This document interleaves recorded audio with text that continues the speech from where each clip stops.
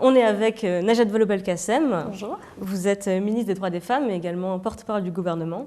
Donc aujourd'hui, les lectrices de Mademoiselle sont venues poser leurs questions à la ministre des Droits des Femmes sur 4 thèmes qu'on voulait aborder avec vous, qui sont la santé et la contraception, l'égalité professionnelle, la culture du viol et le harcèlement de rue, qui touchent particulièrement les jeunes femmes en France, différentes questions de société qui touchent au sexisme dans les médias et en politique, un sujet sur lequel vous aurez, je m'en doute, beaucoup de choses à nous dire. C'est Sophie qui va nous introduire le premier thème. 2013 a été une année particulièrement mouvementée pour la contraception et la santé des femmes en général. Il y a eu par exemple les centres d'appel anti-IVG, le scandale des pilules de 3e et 4e génération, Diane 35 retirée du marché, Diane 35 remis sur le marché, Norlevo qui, on l'apprend, est inefficace à partir d'un certain poids et les professionnels qui le savaient pour la plupart. Ce thème a donc fait régulièrement débat en 2013 et Anne a une question à vous poser à ce sujet d'ailleurs. Bonjour. Tout d'abord, en fait, je travaille sur un mémoire en fait, sur la contraception, donc c'est pour ça que j'ai beaucoup de questions à poser là-dessus. J'ai cette impression, après avoir des entretiens ou lu des articles, que les jeunes femmes aujourd'hui n'ont pas l'information qu'elles aimeraient avoir sur la contraception. Il y a une sorte de norme en fait, dans la contraception, notamment par rapport à la pilule, qui est un taux, dans la population des 20-24 ans, c'est un taux à 87% de pilules, mais qu'à côté de ça, il y a quand même beaucoup d'échecs encore de contraception, notamment donc les IVG, et qu'il y a une différence entre la pratique optimale et la pratique courante de la prise de la pilule, et que c'est pas forcément pris en compte par les professionnels. Et on a eu aussi cette impression que les jeunes femmes, elles n'arrivent pas vraiment à avoir leur propre choix en fait, quand elles veulent choisir une contraception. On pense par exemple au stérilet. Beaucoup de professionnels le refusent encore de le poser. Il y a aussi un manque de connaissances par rapport à d'autres moyens comme l'anneau vaginal ou le patch. Comment on pourrait faire pour améliorer l'accès à l'information et l'accès à la contraception des jeunes femmes aujourd'hui pour qu'elles aient vraiment le choix de leur contraception, que ce ne soit pas imposé par les professionnels ou les infos qu'on a, qui ne sont pas suffisantes. En fait, vous avez quasiment tout dit. Je vous félicite d'être spécialiste du sujet à ce point. Peut-être 2 commentaires. D'abord, quand a éclaté l'affaire de la Diane 35, je ne devrais peut-être pas le dire parce que c'est personnel, mais il se trouve que moi, je prenais de la Diane 35. Donc, en fait, ça m'a fait très drôle parce que je me suis retrouvée dans la peau, à mon avis, beaucoup de jeunes femmes et de femmes plus âgées qui se sont trouvées perdues, déconcertées. Moi-même, pendant un temps, je me suis demandé ce qu'il fallait faire, puis j'ai tout bonnement arrêté de prendre de la pilule, puisqu'on nous disait que c'était pas bien, que c'était dangereux. Et ce que je veux dire par là, c'est que finalement, qu'on ait de l'information ou pas, parce qu'a priori j'étais quand même censée en avoir plus, on a un rapport avec sa contraception quand on est une femme qui est très étrange. C'est plus qu'un médicament, c'est un sujet très personnel, très intimiste, et donc du coup, c'est des sujets qu'on a du mal à aborder. C'est pour ça que toute la réponse que le gouvernement a voulu apporter suite à la crise de la Diane 35 ou aux interrogations sur le Norlevo, puis le 3e, 4e génération, ça a été de dire aux professionnels de donner l'information et d'en parler spontanément. Or, spontanément, c'est vrai que quand vous allez voir une gynéco ou un médecin, il ne va pas forcément vous parler du fait qu'il existe différentes sortes de contraceptifs.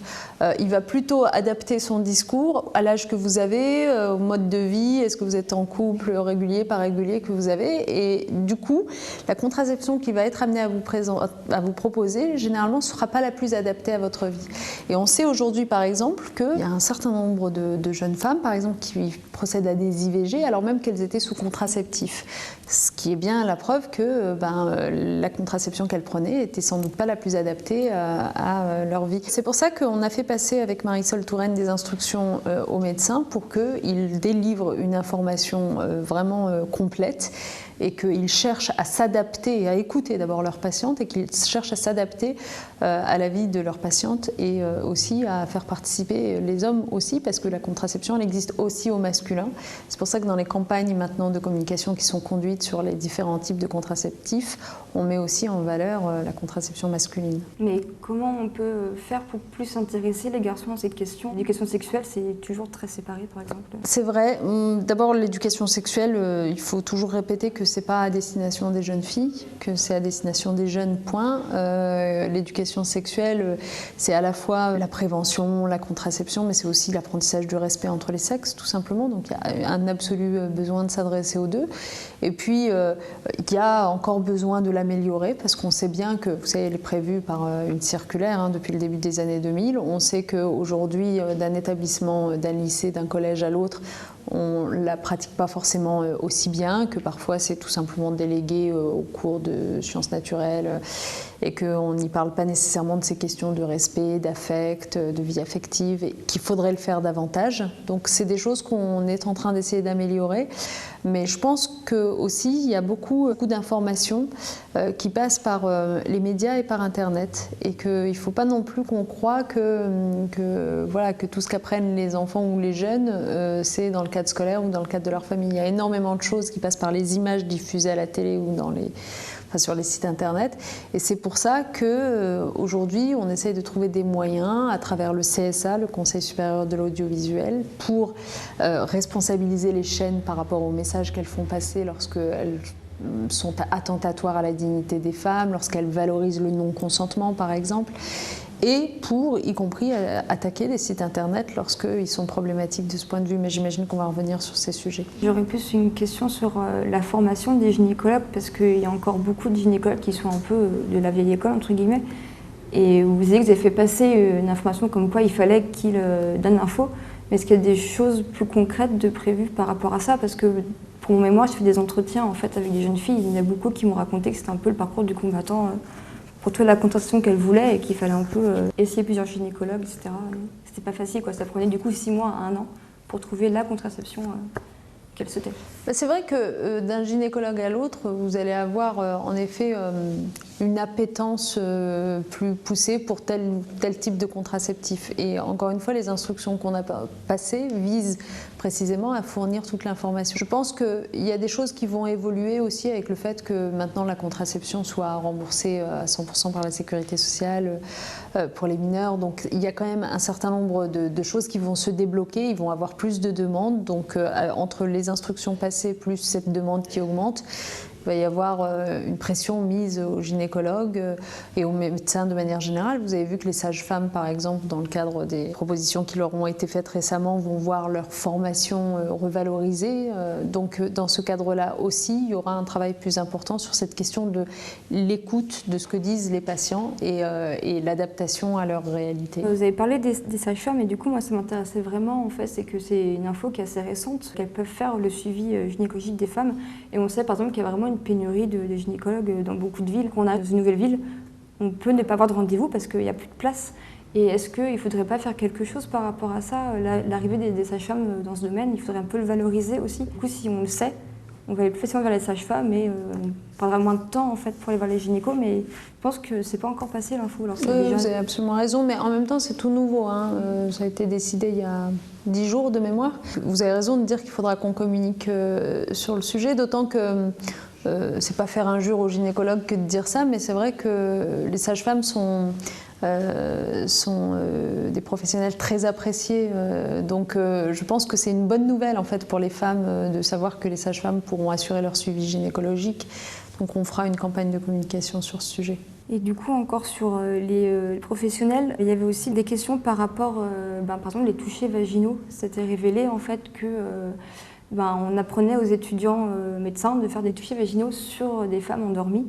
Donc ça avait été une nouvelle un peu choquante. Qu'est-ce qu'on peut faire contre ça? Et la deuxième, la position de scutation, c'est sur le dos. Et ça peut être vécu un peu comme une humiliation, mais est-ce qu'il y a une autre position qui est possible, qui est sur le côté en fait, et qui paraît un peu moins humiliante et pareil, comme on peut faire passer l'info qu'on peut demander une autre position. Alors là, pour le coup, pardonnez-moi, je ne suis pas forcément spécialiste, je ne savais pas qu'existaient maintenant des positions...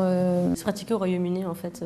Ah, il y a d'accord, toute une mais pas en frange France, des gynécologues qui ont commencé à proposer notre proposition d'auscultation pour les patientes, justement, et puis qui n'empêchent pas, qui proposent de ne pas forcément se déshabiller entièrement pour tout l'examen. En fait, moi, ce que je sais, c'est que, par exemple, pendant trop longtemps, on trouvait ça naturel de demander aux patients d'un hôpital, quel que soit l'examen qu'il était venu faire, de revêtir une blouse qui était ouverte par l'arrière, etc., qui l'infantilisait totalement. Puis on n'avait pas forcément besoin de le voir à demi nu pour pouvoir procéder à tout type d'examen. Oui, ça, j'allais dire un examen des oreilles.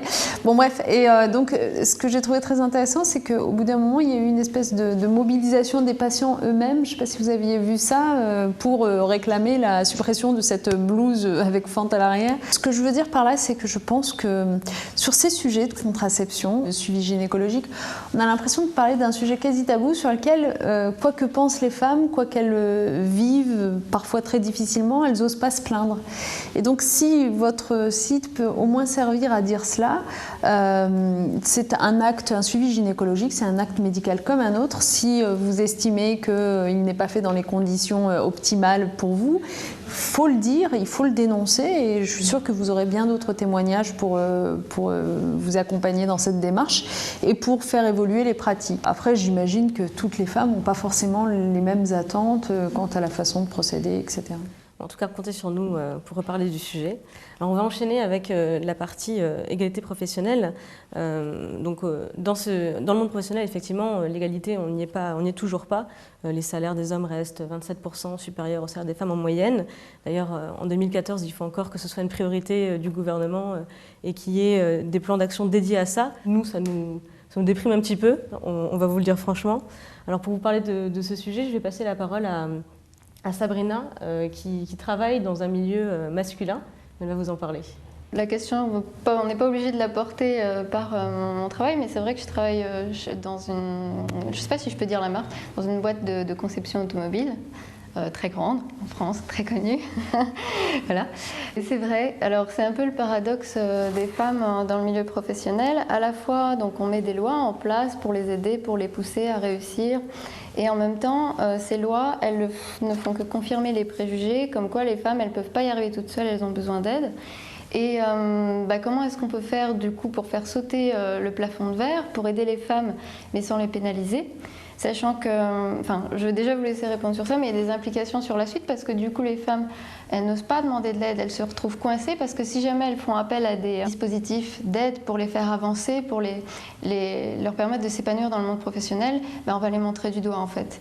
Et si jamais elles se retrouvent dans une situation problématique, elles vont d'autant moins parler parce qu'elles savent qu'on les attend au tournant en fait. Qu'est-ce qu'on peut faire contre ça ? Je comprends votre question, mais le problème, c'est que ça part d'une idée fausse. L'idée fausse, c'est de dire les femmes ont besoin d'aide parce que finalement, elles n'y arrivent pas toutes seules. Enfin, même si ce n'est pas ce que vous pensez, mais en tout cas, c'est en ce nom-là que vous maintenez à l'écart d'une aide apportée aux femmes. En fait, si les femmes ont besoin d'aide, ce n'est pas parce qu'elles n'y arrivent pas toutes seules. C'est parce qu'elles ont plus de choses à faire que les hommes. Non mais honnêtement, je veux dire, un homme qui serait placé exactement dans la même situation, avec toutes les contraintes qui vont avec, qu'une femme, c'est-à-dire devoir gérer une carrière, une vie professionnelle, mais en même temps gérer son foyer, ses enfants, etc., un homme, il s'en sortirait pas mieux qu'une femme, parce que les contraintes sont telles que ça aboutit forcément à ce résultat d'une inégalité de carrière avec les autres et d'une inégalité de rémunération. Donc la raison pour laquelle il faut qu'on leur donne un coup de main, la raison pour laquelle les entreprises doivent adopter des plans d'égalité pour résorber les écarts de rémunération une fois constatés, etc., c'est que précisément elles ne sont pas dans la même situation que les hommes, même si on aimerait que les femmes et les hommes soient dans la même situation, on aimerait que les hommes s'occupent des enfants autant que les femmes, etc., et on adopte des politiques pour qu'ils le fassent, comme la réforme du congé parental, mais pour l'instant on n'y est pas. Donc compte tenu de leurs contraintes particulières, il faut qu'on leur donne ce coup de pouce particulier, il faut qu'on fasse sauter le plafond de verre pour elles, qu'on les aide à franchir cette marche pour aller vers les responsabilités qu'elles ne vont pas franchir naturellement parce qu'elles se disent mais non, mais ensuite ça va plus être possible pour moi d'articuler ma vie personnelle et ma vie professionnelle, etc. Il faut qu'on leur donne ce coup de pouce, sinon on n'aura pas de femmes dans les postes à responsabilité. Alors je pense que tout à fait, vous avez raison, et c'est vrai que les femmes, elles ne sont pas sur le même pied d'égalité, pas seulement sur l'aspect vie professionnelle, vie personnelle, parce qu'il y a aussi dans le travail, on est obligé de toujours prouver beaucoup plus, même si on est technique, il faut prouver qu'on est plus technique. Si on a une idée, il faut plus en parler, c'est très difficile. Mais il y a quand même quelque chose sur lequel on peut travailler, c'est qu'il y a beaucoup de dispositifs qui sont faits donc, pour aider les femmes, pour les faire avancer, je pense, mais vraiment d'une façon très générale au quota et tout ça. Mais j'ai vu par exemple que dans la Nièvre, c'est une boîte qui travaille justement pour aider les femmes à avancer dans le milieu professionnel. C'est que quand on s'adresse aux syndicats ou aux patrons, ils mettent la question de l'égalité de côté en fait, parce qu'ils ont déjà la pénibilité du travail, ils ont déjà plein d'autres domaines. Et alors on essaie toujours d'agir sur les femmes, est-ce qu'on ne peut pas agir aussi aussi sur, je dis les hommes, mais c'est parce que c'est eux qui sont souvent au poste important et c'est eux qui dirigent, les syndicalistes aussi, hein, il y a beaucoup d'hommes. Et est-ce qu'on ne peut pas essayer de communiquer beaucoup plus avec eux pour qu'eux, ils comprennent que si une femme, si on doit lui filer un coup de pouce, c'est parce que par ailleurs, elle va galérer beaucoup plus pour arriver à la même situation qu'un homme, ne serait-ce qu'au niveau des égalités salariales. Si, mais là pour le coup on est d'accord, mais pour leur faire prendre conscience de ça, il y a déjà tout un travail de mise en lumière de ce qu'est la vie et ce que sont les contraintes particulières des femmes, qui ces dernières années n'était pas trop fait. Honnêtement, on vivait dans une espèce d'illusion d'égalité en fait, un peu comme si les hommes et les femmes partaient vraiment de la même ligne de départ et en fait s'ils n'arrivent pas à la même ligne d'arrivée en même temps, c'est parce que en fait les femmes naturellement ils n'y arrivent pas. Alors que ce qu'il faut mettre en lumière aujourd'hui pour faire prendre conscience à tout le monde et à commencer par les hommes de la difficulté particulière d'être une femme au travail, c'est tout ce qui entoure quoi. C'est bien sûr les contraintes matérielles, personnelles, familiales que j'évoquais tout à l'heure, mais aussi les fameux stéréotypes, quoi. Le fait que, y compris dès le plus jeune âge, les femmes n'ont même pas été particulièrement éduquées à se pousser du col, à jouer des coudes pour prendre des postes à responsabilité, etc. Et que donc ça aussi, ça compte au moment du parcours de carrière. Et c'est vrai que entraîner les hommes avec soi en leur faisant comprendre ça, c'est la meilleure garantie de pouvoir avancer un petit peu parce que de toute façon, sur ce sujet-là, on n'y arrivera pas si on s'adresse uniquement aux femmes. Parce que ce qui crée ces contraintes que je viens d'évoquer pour les femmes, c'est bien aussi le fait que les hommes ne prennent pas leur part dans la vie familiale ou pas autant qu'il le faudrait. C'est bien le fait que les enseignants ou les parents ne luttent pas suffisamment contre l'autocensure des filles quand elles sont jeunes. Donc c'est toute une société autour des femmes et c'est pas seulement par les femmes qu'on arrivera à faire changer. Voilà. Mais en fait, de quelle façon ça apparaît, par exemple dans le milieu professionnel, parce que on a des lois qui ont été faites pour pénaliser les entreprises qui ne payent pas de la même façon les hommes, les femmes, etc. Mais malgré tout, il me semble que ça continue quand même pas mal et qu'il y a toujours un écart de salaire. On justifie ça par les postes qu'elles ont. À quel point ça avance et est-ce que c'est... En agissant toujours en périphérique, est-ce que finalement on fait avancer le cœur du problème ? Il faut tout faire. En fait, il faut. Non, mais je veux dire, il faut évidemment avancer sur le périphérique, ce que vous appelez le périphérique, donc faire en sorte que les hommes prennent aussi leurs responsabilités familiales et tout ça. Mais il faut évidemment aussi agir sur le cœur, c'est-à-dire imposer aux entreprises de respecter la loi qui dit qu'à travail égal ou à travail de valeur égale, salaire égal. Donc, du coup, ça aussi, la loi, c'est le changement d'ailleurs depuis 20 mois, c'est qu'enfin elle est appliquée. Il y a des contrôles, il y a des sanctions qui tombent.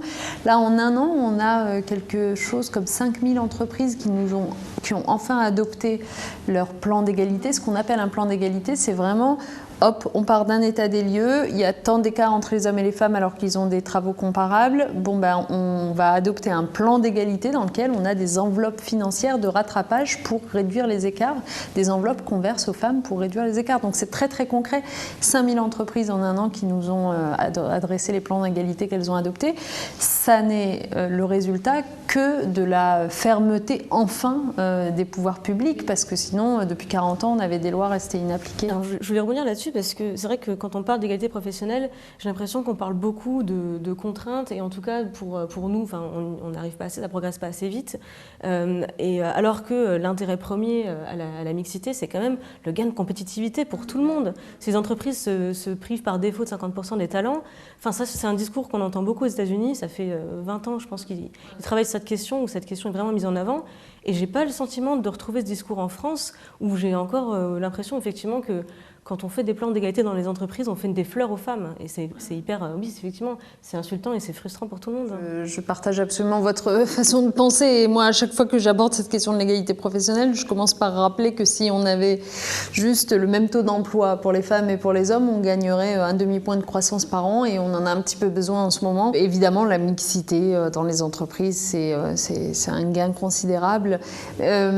Donc, il faut avoir ce discours économique positif positif parce que c'est ce qui parle quand même le mieux en cette période aux entreprises en question. Et en même temps, je pense qu'il faut aussi avoir le discours de justice, quoi, tout simplement, et le discours d'application de la loi. Il y a une loi qui vous dit qu'à travail égal, salaire égal, ben ça, c'est le b.a.-ba que de la faire respecter.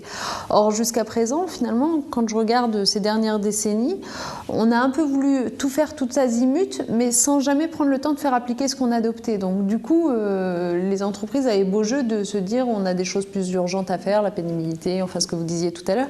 Les partenaires sociaux eux-mêmes ne considéraient même plus le sujet comme prioritaire, ils ne le mettaient pas en premier de leurs négociations. Donc voilà, aujourd'hui, moi, je pense qu'il faut jouer sur tout. Il faut faire appliquer la loi, il faut valoriser la mixité, il faut rechercher les moyens d'augmenter le taux d'emploi des femmes, notamment en multipliant les places de crèche, etc., parce que c'est quand même ce qui s'avère le plus utile.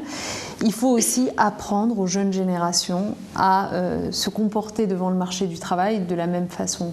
On n'est pas obligé de retenir toutes les caractéristiques qui sont celles des hommes aujourd'hui, alors même que certaines de ces caractéristiques peuvent apparaître comme des défauts. On peut aussi prendre certaines caractéristiques féminines. Pas définir la réussite au masculin. Exactement. On n'est pas obligé de définir la réussite au masculin, mais je pense qu'il y a un profil de ce qu'est la réussite qu'on arrive aujourd'hui à visualiser et dont on doit se dire qu'il n'est plus possible de priver les filles parce que dès le plus jeune âge, on leur apprend autre chose en fait que cette réussite professionnelle-là. Alors c'est très bien de leur apprendre qu'il faut investir leur vie personnelle, construire une famille, etc. Mais ça, ce truc bien-là, on peut l'apprendre aussi aux garçons, tant qu'à faire. Et la réussite économique, professionnelle, qui est bien aussi, il faut l'apprendre aussi aux filles. Donc c'est par l'ensemble de ces leviers que j'espère qu'on fera évoluer les choses. Mais moi, je suis plutôt confiante, honnêtement, parce que je pense qu'on est à un moment, et c'est la crise aussi, la crise économique qui veut ça, où tous les fondamentaux sont un peu remis en question. Et donc, finalement, c'est le moment ou jamais de reposer la question de la place des femmes en économie. Lors de votre discours d'ouverture des débats sur la loi pour l'égalité à l'Assemblée nationale, vous avez dénoncé la culture du viol décomplexé sur Internet et on vous remercie d'avoir reconnu officiellement le terme. La culture du viol, donc rappelons-le, décrit un environnement dans lequel les agressions sexuelles sont justifiées, voire carrément banalisées. Des témoignages et des études en tout genre sur le sujet fleurissent sur Internet. Donc c'est bien d'avoir un nom sur le problème et de pouvoir pointer du doigt le problème, mais le gros du travail reste encore à faire pour le contrer. Et justement, Sarah avait envie de parler de ça avec vous. Oui, quand même le rappeler, c'est des termes qu'on a appris à connaître, notamment grâce à Internet. Et l'avantage qu'il y avait, c'est qu'on a eu accès du coup à des commentaires publiés sous anonymat, qui ont du coup révélé beaucoup de ce que la majorité des gens pensaient de, par exemple, du harcèlement de rue. Et ce qu'on voit beaucoup dans ces genres de cas, c'est des bons conseils plus ou moins bienveillants sur comment une femme devrait se comporter, s'habiller ou agir pour éviter ces risques. Enfin, j'aimerais qu'avec vous, on retourne cette perspective et qu'on s'interroge plutôt sur comment éduquer les jeunes garçons et ensuite les jeunes hommes à tout simplement faire preuve de respect, d'attention envers leurs partenaires, à ne pas confondre drague peut-être un peu maladroite et harcèlement de rue. Comment est-ce qu'on peut mener une campagne d'éducation pour tous les âges qui ne prennent pas seulement le point de vue des femmes, mais qui prennent aussi le temps de parler aux hommes. Bon, d'abord, c'est évident qu'il faut parler aux hommes. Et moi, et aux jeunes garçons, moi, je suis assez frappée parce que j'ai des amis autour de moi, des amis IES plus âgés que moi, qui ont à la fois une fille et un garçon. Et je vois bien que finalement, elles donnent en effet des conseils de ce style à leurs filles. Ne sort pas trop court vêtue, trop tard le soir, etc.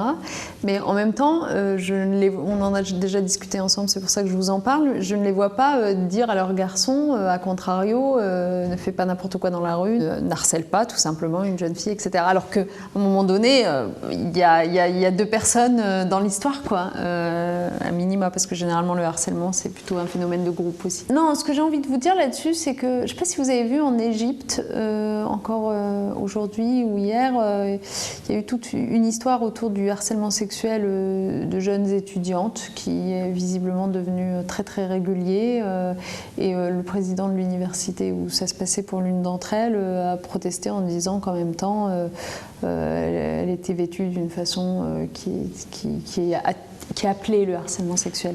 Et donc, comme j'étais un peu surprise, je suis allée voir concrètement comment elle était vécue. Elle avait un pantalon serré, mais un pantalon quoi, et une blouse rose.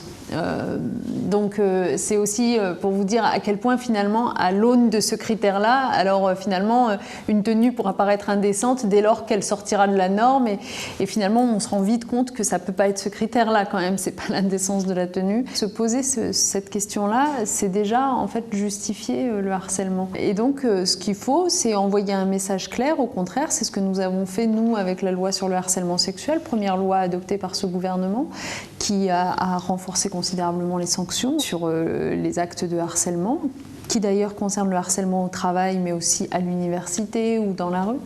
J'ai vu que nos collègues belges sont en train d'adopter un texte sur le harcèlement de rue, donc il faudra regarder ce que ça donne en détail. Mais après, ce qui est toujours délicat, c'est que même quand la loi existe, est-ce qu'il est possible, est-ce qu'il est faisable pour une femme comme ça dans la rue d'identifier son agresseur et puis d'aller déposer plainte? Disons que si on devait toutes déposer plainte à chaque fois qu'on se fait harceler, je crois que l'administration serait très vite débordée. Ça ferait beaucoup.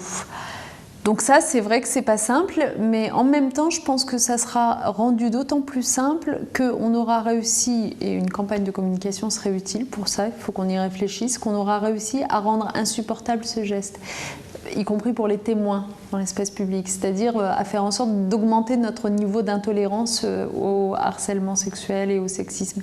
Donc il y a sans doute quelque chose à construire, et pourquoi pas d'ailleurs campagne de communication sur Internet, puisque en effet c'est sur Internet qu'aujourd'hui est le plus légitimé ce harcèlement de rue, parce que finalement quand vous en parlez comme ça à quelqu'un dans une pièce ou à la télévision, il est rare qu'on vous réponde bon, c'est que de la drague lourde, etc. En revanche, sous couvert d'anonymat sur Internet, c'est le problème. Il y a quand même aussi beaucoup de tu exagères, ou bien mais c'est un compliment au fond, et c'est vrai que ces comportements ils témoignent quand même d'une absence totale de conscience du problème. Et vous parliez d'un exemple en Égypte, on en a eu un la semaine dernière en France, dans le métro chez nous. En plus, c'est une ancienne collègue qui s'est fait, qui a subi une agression dans le métro. J'ai lu son texte, c'est voilà. Celle qui l'a raconté, hein, voilà. C'est ça. Oui. Et les commentaires, c'est mais en même temps, t'es en jupe. Je défends pas l'agresseur, mais je comprends que voilà, les hommes voient des petits culs se balader toute la journée. Au bout d'un moment, ils craquent, c'est normal, c'est humain, c'est ce comportement-là qu'en fait on dénonce et face auquel on se trouve complètement démunis parce qu'on n'est même plus capable d'expliquer le problème. Ces gens-là n'ont aucune conscience finalement de ce qu'on peut vivre au quotidien. Mais ça fait le lien avec ce qu'on évoquait tout à l'heure, l'éducation sexuelle, l'éducation à la sexualité. C'est aussi ça, quand je disais, c'est aussi le respect qu'on apprend, c'est pas simplement la contraception, enfin c'est déjà beaucoup, mais ouais, c'est le respect. À quand des campagnes comme ça dans les collèges et lycées où ça commence en fait? Parce que quand on avait parlé de l'affaire de la vidéo de Guillaume Pley, les commentaires YouTube, les 2 millions de vues, c'était cet âge-là, c'était des collégiens, c'était du 14 ans qui disaient ah, trop bien, trop bonne la meuf, je vais me la faire, je vais essayer, etc. C'est là que ça commence. Et en fait, quand on voit à quel point c'est difficile de parler d'égalité, juste d'égalité homme-femme, et qu'on a Manif pour tous et ces groupes qui protestent, nous, on a très peur pour un projet d'éducation sexuelle dans les collèges et lycées. Est-ce que ça va être possible? À quelle échéance? Franchement, c'est déjà le cas. Encore une fois, je le disais tout à l'heure, d'un établissement à l'autre, c'est pas fait de façon aussi poussée, aussi forte que ça pourrait l'être. Et c'est ça qu'on est en train d'essayer d'améliorer, c'est-à-dire d'harmoniser sur tout le territoire les propositions qui sont faites au collège et au lycée en matière d'éducation sexuelle. Mais vous savez, ce que vous dites me fait penser à un moment du débat à l'Assemblée nationale sur mon projet de loi égalité femmes-hommes, un moment où il y a une passe d'armes entre nous et puis une partie de la droite sur l'IVG, puisqu'on a voulu renforcer, sanctuariser le droit à l'IVG. Et donc il y a quelqu'un de la droite vraiment... disons très très très conservatrice qui intervient pour dire son opposition à notre mesure sur l'IVG et qui dans son propos dit vous savez, moi ce que j'aimerais surtout c'est qu'on évite à toutes ces jeunes filles de se retrouver à pratiquer une IVG, qu'on les éduque pour ne pas avoir à le faire et tout ça. Et à ce moment-là j'avais répondu mais écoutez, je vous ai parfaitement entendu, Donc j'ose espérer que quand on vous parlera d'éducation sexuelle au collège et au lycée, vous serez à nos côtés pour nous soutenir dans cette démarche. En fait, ce que je veux vous dire par là, en vous rappelant cette anecdote, c'est que, d'ailleurs il n'avait rien osé dire, il a juste haussé les épaules, c'est qu'en fait il y a une profonde contradiction chez nos détracteurs. Ils voudraient à la fois en gros, on n'ait plus autant de personnes qui recourent à l'IVG, etc., mais qui voudraient nous empêcher en même temps d'apprendre tout simplement aux jeunes filles et aux jeunes garçons ce qu'est la sexualité, de leur apprendre tout simplement à se respecter, de leur apprendre à se protéger. Donc, en fait, il ne faut pas forcément toujours les écouter, les détracteurs. Et nous, on est bien décidés. En tout cas, sur les médias. Ouais, mais c'est vrai qu'ils se font entendre dans les médias incontestablement. Mais à un moment donné, je pense que les parents, s'ils vous regardent, ils comprennent bien que c'est dans l'intérêt de leurs enfants que d'être éclairés pour faire les bons choix, éclairés pour ne pas se retrouver piégés, emprisonnés trop tôt, trop jeunes. Voilà. Alors on a bien noté l'intervention de M. Poisson à l'Assemblée et on ne manquera pas de lui rappeler ses propos. Bien sûr, j'ai tout à fait noté et on lui rappellera au moment du débat. Alors on va passer au dernier thème et parler plutôt de sujets de société, et pour ça je vais passer la parole à Élodie. Bonjour. Donc en ce moment on n'est pas sans savoir que c'est les élections municipales qui approchent à grands pas, et donc les critiques sur la parité ressurgissent, à savoir qu'il faut des listes égalitaires. La question c'est, est-ce que les femmes seront un jour légitimes à exercer les mêmes fonctions que les hommes, sachant qu'on entend beaucoup dire que si des femmes sont sur les listes, c'est parce qu'il faut juste les compléter en gros et qu'elles sont à des sous-postes, ou ce genre de choses-là. Et même une fois insérées dans la vie politique, les femmes se plaignent des répliques sexistes qu'elles peuvent entendre, comme on a vu sur le Tumblr sinon je fais de la politique. Qu'est-ce qu'on peut faire concrètement pour répondre à ça? Franchement, j'ai adoré ce Tumblr, je le trouve hyper bien vu. Moi, je serais moins pessimiste quand même, parce que c'est vrai qu'il y a encore des difficultés. On n'est pas exactement traité de la même façon quand on est une femme politique ou un homme politique. Et j'ai moi-même eu parfois à le vivre, y compris dans le traitement médiatique, où quand on fait un portrait de vous, la photo qui accompagne le portrait, généralement, elle est toujours prise de telle sorte qu'il y a un truc qui cloche, qu'on se concentre sur autre chose que votre propos, etc. Donc, je vois très bien le côté un peu réducteur qu'on accole aux femmes politiques. Et en même temps, honnêtement, il va se passer quelque chose d'assez formidable en 2-3 ans. Là, je ne sais pas si tout le monde en a conscience, mais entre la réforme des scrutins locaux, où on introduit 50% de femmes dans les conseils généraux, enfin la parité exacte, alors qu'elles étaient 13%. Donc dès 2015, on passe de 13 à 15. La réforme du scrutin municipal, où on demande aux communes de plus de 1000 habitants, alors qu'avant c'était seulement celles de plus de 3500, d'appliquer la parité exacte. Le doublement des sanctions sur les partis politiques qui ne respectent pas la parité aux législatives, qui est dans ma loi. Eh bien, vous allez voir que la conséquence de tout ça, c'est qu'en 3 ans, vous allez voir un nombre incroyable de femmes débarquer dans le paysage politique, au niveau local, au niveau communal, enfin communautaire, les communautés urbaines, je veux dire, au niveau des législatives aussi. Et en fait, ça change très vite la donne.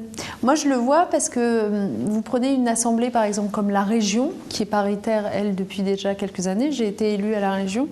Et ben, ça change très vite la donne parce que les sujets qui sont évoqués sont pas forcément les mêmes que s'il y avait eu que des hommes dans l'assemblée.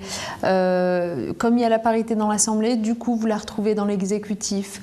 Du coup, vous construisez des parcours. Il y a des jeunes femmes qui, quelques années plus tard, finalement, font totalement partie du paysage et sont des rivales comme les autres. Donc, je pense que, en fait, dans peut-être 3-4 ans, les questions que vous venez de vous poser, on ne se les posera plus. Ça va aller très très vite. Non, mais je le crois sincèrement. Je pense que ça va aller très très vite pour ce qui est de la parité en politique. Et que par ailleurs, sans faire d'essentialisme, je ne pense pas que les femmes ont des qualités spécifiques et que les hommes ont des qualités spécifiques, mais les femmes, étant des nouvelles entrantes en politique, apportent des choses nouvelles et que ces choses nouvelles qu'elles apportent, en fait, et que les hommes vont s'approprier à leur tour, elles sont assez bonnes pour la vie politique. Dans ces choses nouvelles qu'elles apportent, par exemple, je perçois quelque chose qui relève d'une plus grande écoute, d'une plus grande humilité. pas d'omniscience. Et ça, c'est bon pour la vie politique. Et c'est de nature même à renouer le lien de confiance entre les gens et la politique, parce qu'ils en ont marre, les gens, d'avoir affaire tout le temps à du personnel politique qui sait tout sur tout, qui a tout vu, qui donne l'impression d'hériter des sièges, etc. Et c'est vrai que ce côté un peu nouveau, sans neuf, ça va faire beaucoup de bien. D'accord, sinon on change un petit peu de sujet. Dans les médias, donc en ce moment c'était les JO il n'y a pas très longtemps, et il y a eu des problèmes avec Nelson Montfort, avec Philippe Candeloro, que vous devez certainement connaître. Donc le CSA a dit avoir condamné fermement ces propos-là. C'est quoi condamner fermement ? Une mise en garde, je crois que c'est important quand même, comme... on n'en est pas encore à la sanction, je suis d'accord, mais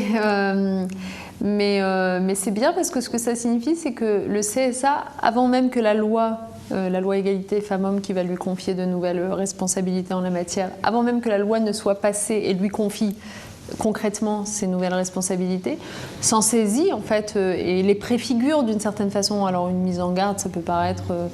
on n'est pas encore au niveau de la sanction, mais ça veut dire quand même qu'il est vigilant et que le jour où la loi sera passée et qu'elle lui donnera cette nouvelle compétence, il s'en saisira pleinement. Je trouve que c'est plutôt une bonne nouvelle. Mais justement, est-ce qu'il est vraiment vigilant, sachant que c'est justement grâce aux lettres des téléspectateurs et aux mobilisations sur Internet aussi que le CSA a décidé de s'intéresser à ce problème-là. Oui, mais ce sera comme ça après aussi.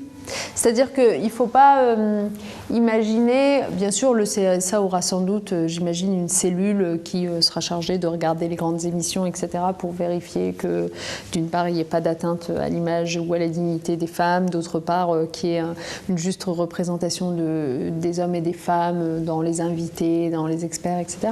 Mais il ne faut pas s'imaginer que le CSA seul et sa petite équipe puissent regarder tout et être vigilants sur tout. Donc, alors là, c'est vraiment l'occasion pour moi de le redire. On s'appuiera énormément sur la société civile. Donc, il faut vraiment dire aux internautes que c'est aussi leur rôle, dès qu'ils voient quelque chose qui leur semble inacceptable, d'en informer et d'attirer l'attention du CSA. En informer comment, attirer comment ? Est-ce que vous comptez mettre en place un site, par exemple, où les téléspectateurs pourront directement saisir, entre guillemets, le CSA ? Alors, c'est au CSA de le dire, c'est lui qui organisera son fonctionnement en la matière, mais à ma connaissance, il a bien l'intention de s'appuyer à minima sur un réseau d'associations particulièrement d'associations, comment on dit, ah mince, j'ai perdu le mot, mais enfin des lanceurs d'alerte, d'associations lanceuses d'alerte en quelque sorte, c'est-à-dire qui soient très sensibles sur ces questions-là, qui travaillent, qui soient capables aussi d'aider le CSA à constituer un référentiel, parce que à partir de quand est-ce que vous estimez qu'un propos est choquant ou l'est pas, est stéréotypé ou l'est pas, c'est pas si évident que ça. C'est vraiment une compétence nouvelle et qui ouvre un champ d'horizon très très vaste qu'on va confier au CSA, donc les associations seront impliquées. Ouais. Justement, cette question des limites, elle se pose parce que Nelson Montfort, pour se justifier entre guillemets de ses propos, a dit qu'il ne pouvait pas être antiféministe, il ne pouvait pas être sexiste, puisqu'il avait une femme et 2 filles. Qu'est-ce qu'on fait de ces propos-là ? Il a dit ça ? Est-ce qu'on peut... Il a absolument dit ça à la télévision. Est-ce que ça rentre dans votre limite du tolérable ou pas, ou est-ce que vous ne pensez pas plutôt que c'est un problème de fond et qu'il y a encore une fois toute une information à remettre en place, parce que c'est ridicule en fait. Ouais, c'est assez étonnant. Est-ce qu'il y a besoin d'en rajouter ? Non, mais disons que je suis très surprise par la ligne de défense, quoi. C'est vraiment... Alors là, j'aurais pas pensé à ça. Une dernière question, est-ce que globalement, vous sentez un élan positif pour les femmes en général, sachant qu'en ce moment, il y a quand même quelques problèmes, notamment en Espagne, sur l'IVG, pas mal de recul, le recul sur le genre aussi. Est-ce que vous êtes optimiste sur la condition des femmes en général, en Europe, en France ? En fait, je pense que nos sociétés sont tiraillées entre 2 extrêmes. Enfin, 2 extrêmes. Il y en a un que je qualifierais moins d'extrême, disons.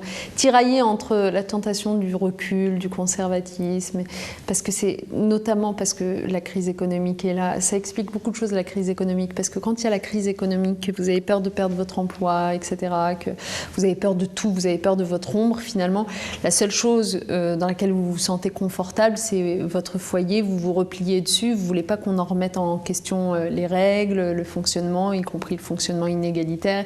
Donc la crise économique justifie d'une certaine façon cette tentation du conservatisme. Il faut quand même lutter contre, mais voilà, c'est juste pour l'élément d'explication. Donc tirailler entre cette tentation du conservatisme et, à contrario, un idéal d'égalité, franchement, qui est présent quand même dans la société. Il ne faut pas non plus qu'on nous fasse croire que maintenant tout le monde a plutôt envie de retourner en arrière. Non, moi je le vois bien dans toutes les opérations qu'on mène, les chantiers qu'on ouvre. Ça répond à une revendication des Français, par exemple, que de faire davantage l'égalité dans la vie professionnelle. Même ils ne comprennent même pas quand on leur dit les chiffres. Ils disent mais c'est pas possible, on en est encore là, etc. Donc notre rôle à nous, ça doit être en permanence d'aller plutôt dans le sens de ceux qui revendiquent l'égalité, etc. Mais en même temps, sans nous couper totalement de ceux qui ne sont conservateurs pour la plupart d'entre eux que parce qu'ils ont peur. Et donc, ne pas nous couper d'eux, les entraîner avec nous, c'est aussi savoir de temps en temps prendre le temps de s'arrêter, se retourner, expliquer ce qu'on est en train de faire pour les réentraîner avec soi. Parce que si on avance trop vite et puis qu'à un moment donné on s'arrête et qu'on se retourne et qu'on se rend compte qu'on n'est que entre convaincus mais que les autres on les a laissés derrière nous, c'est pas très bien, quoi. Donc du coup, nous, par rapport à l'Espagne, j'ai plutôt l'impression qu'on est dans une période positive de ce point de vue-là, même si parfois on a des revers et qu'il y a des épisodes qu'on aurait préféré ne pas avoir à vivre, incontestablement, mais politiquement, il y a quand même un volontarisme. Honnêtement, ces 2 dernières années, plutôt j'ai l'impression que le sujet a bien vécu qu'autre chose. Et justement, parce qu'il y a ce volontarisme politique en France, on doit aussi être utile à nos voisins espagnols. C'est-à-dire, c'est le moment ou jamais aussi d'envoyer un signal. Et d'ailleurs, c'est pour ça qu'à la mi-avril, j'organiserai un événement à Paris, qui sera un événement européen, où on réunira toutes les forces progressistes européennes pour envoyer des messages aussi à l'Union européenne, puisqu'on sera dans la période de campagne des européennes, pour faire en sorte qu'on parle pas simplement d'économie, c'est très bien, et de social, mais aussi qu'on parle de liberté fondamentale et de droits des femmes dans cette campagne européenne. Donc c'est aussi l'occasion d'envoyer un signal à l'Espagne. Voilà, donc pour répondre à votre question, je sais que c'est compliqué, je sais qu'il y a des tentatives de recul, mais je ne peux pas non plus dire qu'on est dans une période ultra dure. On est quand même dans une période où il y a des choses qui avancent, vraiment. Ce qu'on évoquait tout à l'heure, ça a l'air de rien, mais si vraiment vous avez un CSA qui enfin s'intéresse à ce qui se passe sur les médias, alors qu'on sait que ça impacte tellement les inégalités hommes-femmes, franchement, s'il y a quelques sanctions qui tombent, etc., et que du coup, des chaînes qui font attention à ça, si vous avez la parité en politique qui s'installe en 2-3 ans, voilà, il y a quand même des choses intéressantes qui se font. Très bien. Merci beaucoup.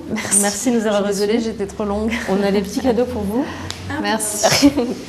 Alors, des images, c'est nos stickers. Celui-ci, que vous avez fabriqué vous-même alors, pas moi personnellement. Voilà. Ah oui, d'accord. C'est prévu pour nos lecteurs de sexe masculin. Mais bon, après tout, on a des ovaires aussi. Je suis une jolie mademoiselle et j'en ai une grosse paire. Voilà. Merci beaucoup. Celui-ci, c'est le classique. Tout le monde nous lit à la caméra normalement. Si vous voulez nous faire l'honneur de le lire à la caméra. Alors, je lis mademoiselle. Voyons voir. Je ne suis pas celle que vous croyez. Non, parce que moi, après, on découvre mes propos et tout. Et le sac mademoiselle. Voilà. C'est joli, mais non, vous êtes super bien équipés. Merci beaucoup, ça a été un plaisir. Merci d'être venu parfois de loin. J'étais toute très contente de vous rencontrer. On suit régulièrement l'action du ministère. Moi, je suis régulièrement, mademoiselle. C'est une belle donneuse d'alerte, mademoiselle, parce que régulièrement, on est alerté par vous de tout ce qui se passe. On aime bien votre poil à gratter un peu amical. Ah, il nous embête, mais il nous aime bien quand même. Ah, d'accord.